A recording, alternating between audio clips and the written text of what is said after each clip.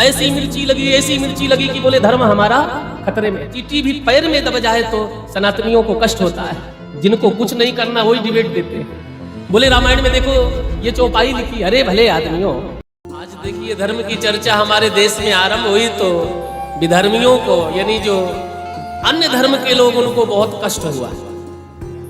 हमारे उत्तर प्रदेश में तो उत्तर प्रदेश सरकार के द्वारा अभी एक बजट पास हुआ और उसमें ये बजट पास हुआ कि उत्तर प्रदेश में जो 75 जिले हैं हमारे उत्तर प्रदेश में, प्रत्येक जिले के लिए 1 लाख रुपए योगी सरकार के द्वारा बजट पास हुआ सांस्कृतिक विभाग के द्वारा कि प्रत्येक जिले में 9 दिन का नवरात्र का पाठ, यानी देवी मां का मंडप बने, वहां पर ब्राह्मणों के द्वारा नवरात्रि का पाठ हो और जनमानस में ब्राह्मण, क्षत्रिय, वैश्य, शूद्र सभी वर्ण के लोग जाकर के पूजा करें। और जब नवमी वाले दिन रामायण का पाठ का भोग पड़े, जब ऐसा धर्मात्मा राजा हमारे देश में इस तरीके के, हमारे प्रदेश में, हमारे देश में मोदी और योगी जैसे लोग आएंगे, तभी तो हमारा हिंदुत्व स्वीकार होगा, हिंदुत्व जगेगा, हिंदुत्व की चर्चा होगी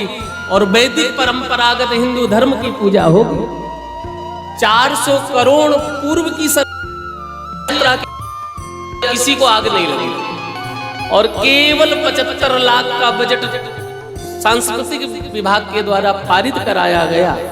तो भैया विधर्मियों को, बड़े बड़े जो वामपंथी नेता है ना, ऐसी मिर्ची लगी कि बोले धर्म हमारा खतरे में है। धर्म कहां खतरे में है? जनता के पैसे से, हमारे आपके पैसे से हज करने के लिए तुम 4,000 करोड़ रुपए दे रहे थे, जगह जगह पर हज हाउस बना रहे थे। और आज किसी शासक ने सोचा कि हमारे चैत्र शुक्ल पक्ष नए संवत्सर का हम लोग स्वागत करें। मां भगवती यानी शक्ति की उपासना से संवत्सर का आरंभ है और हमारे देश की जितनी शक्तियां हैं, इन शक्ति की यदि पूजा नहीं होगी तो शक्तिमान को कौन पहचानेगा। इसलिए धन्य है भारत भूमि, जहां के संवत्सर, जहां के वर्ष की शुरुआत शक्ति के पूजन से होता है और विश्राम शक्तिमान के पूजन से, यानी रामनवमी, राघव के जन्मदिन से होता है। इसलिए ऐसे शक्ति और शक्तिमान की चर्चा करते हुए जब राजधर्म की चर्चा की जाती है और जिस धर्म में, जिस राज्य में धर्म की चर्चा हो और सनातन की चर्चा बुलंदी से कही जाए, हिंदू राष्ट्र के बारे में यदि हम लोग अपनी आवाज को मुखर करते हैं तो महाराज जितने वामपंथी लोग, इनको सबको कष्ट होता है कि धर्म खतरे में। हमारा संविधान ये नहीं कहता कि किसी भी धर्म को नीचा दिखाएं, लेकिन संविधान ये भी तो नहीं कहता कि अपने धर्म को आप खतरे में डाल करके अपने धर्म को भूल जाओ। इसलिए धर्म की चर्चा भागवत में की गई और भागवत के प्रत्यक्ष श्लोक में प्रमाण के साथ में इस बात का लेखन हुआ कि जिस धर्म की हम लोग चर्चा करते हैं ना, यदि हमारे समाज में, हमारे जीवन में, हमारे राष्ट्र में, हमारे देश में यदि धर्म ही सुरक्षित नहीं रहेगा, सनातन वैदिक परंपराएं ही नहीं हमारे जीवन में रहेंगी, तो हम धर्म को कैसे पहचानेंगे।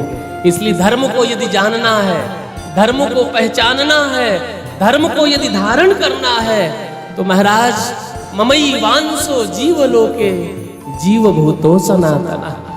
भगवान कृष्ण कहते जिस सनातन से लोगों को कष्ट है, ऐसे भगवान स्वयं कृष्ण अर्जुन से कहते कि वो सनातन जिसमें चींटी को भी, यदि चींटी भी पैर में दब जाए तो सनातनियों को कष्ट होता है।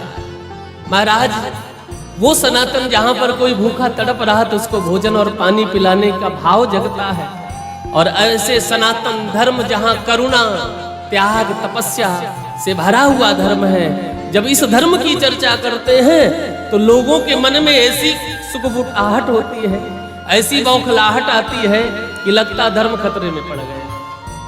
जिनको कुछ नहीं करना वही डिबेट देते हैं। इसलिए जहां रामचरितमानस की चर्चा है, बोले रामायण की प्रतिलिपियों को आग लगाने लग गए। बोले रामायण में देखो ये चौपाई लिखी, अरे भले आदमियों, ये चौपाई तुलसी बाबा ने किस संदर्भ में कहां कही, इस बात को तो पहले देखो।